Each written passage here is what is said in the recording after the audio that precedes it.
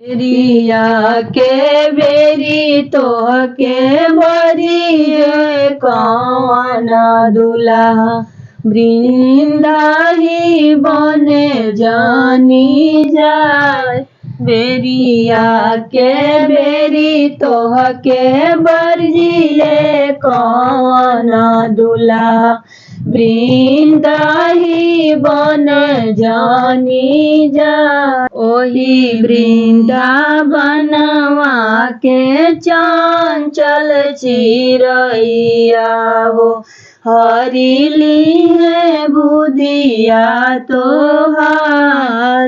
ओही वृंदावनवा के चंचल चिरैया हो हरिली है बुधिया तोहार। हरि पाकिट ले बोया धनवा के लौआ हो बन बीचे देवो चितराय।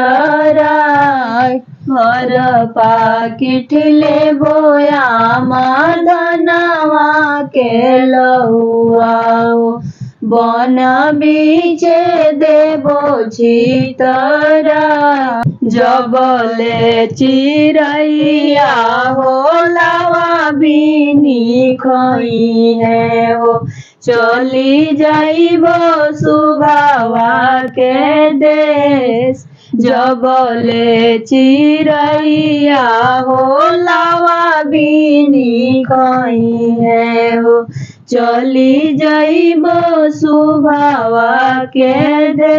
बेरिया के बेरी तो के बरिए कौन दुल्हा झाझर मड़ुआ जानी जाय।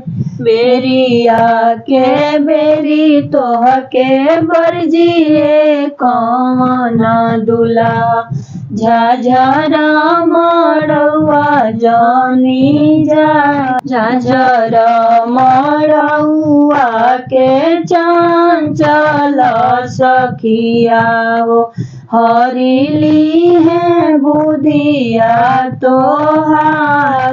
झाझर मड़ुआ के चंचल सखिया हो हरिली है बुधिया तोहार। भर पाकिट ले बोया सोने के अंगूठिया हो मारो बीचे देवो चितराय।